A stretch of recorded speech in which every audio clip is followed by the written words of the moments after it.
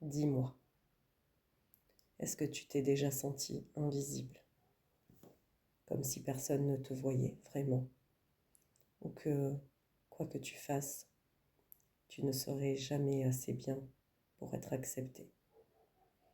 Si ça te parle, reste avec moi, parce qu'aujourd'hui, on va parler d'une blessure profonde, une blessure que beaucoup de gens portent sans même s'en rendre compte, la blessure de rejet.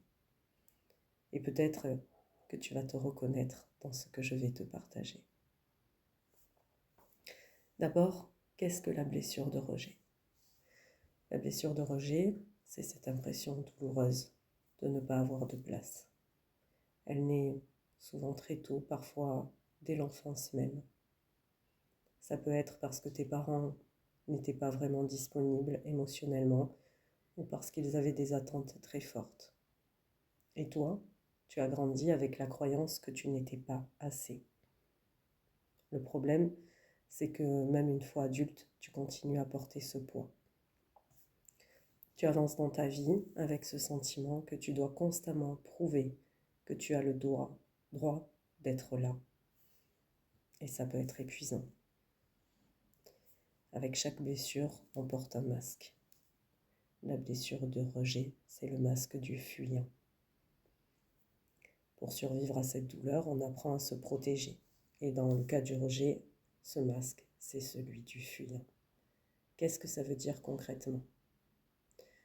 Peut-être que tu préfères rester dans l'ombre, que tu n'oses pas trop t'exprimer par peur d'être jugé. Peut-être aussi que tu t'isoles facilement, que tu te fais tout petit, parce que quelque part, tu crois que tu n'as pas le droit de prendre de la place. Est-ce que ça t'arrive par exemple d'avoir une idée brillante mais de te taire, parce que tu es persuadé qu'on ne va pas t'écouter? Si c'est le cas, alors tu sais de quoi je parle. Alors, on se demande comment savoir si tu portes la blessure de rejet. Pose-toi ces questions. Est-ce que tu as souvent peur de déranger? Est-ce que tu cherches la validation des autres pour te sentir rassuré?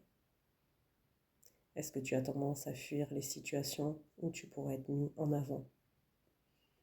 Ou encore, est-ce que tu as cette impression de ne jamais vraiment appartenir, même entouré de monde?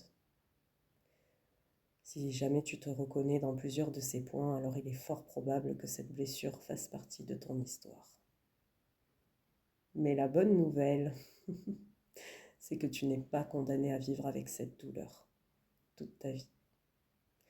Oui, cette blessure est bien réelle, mais elle peut se transformer. La première étape, c'est de reconnaître, ok, j'ai cette blessure. Tu n'as pas à la nier ni à en avoir honte. Ensuite, il y a ce travail d'acceptation. Te répéter que tu as le droit d'exister, que tu as ta place.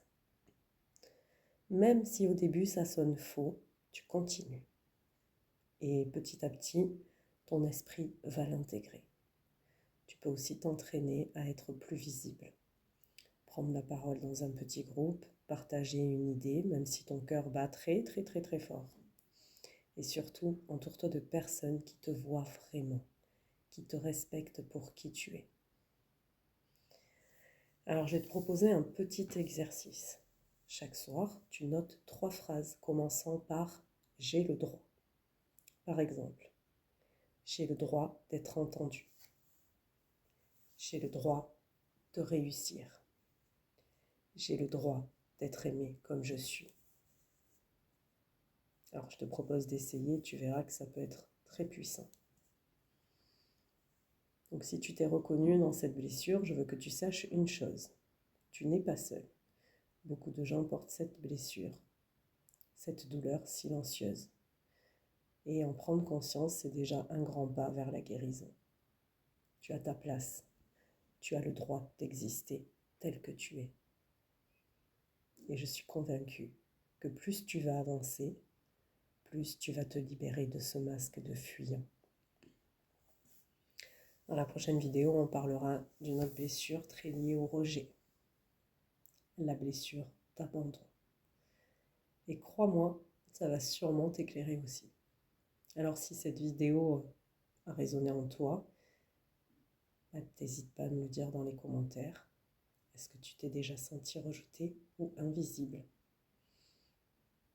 Partage-moi ton expérience et je te lirai.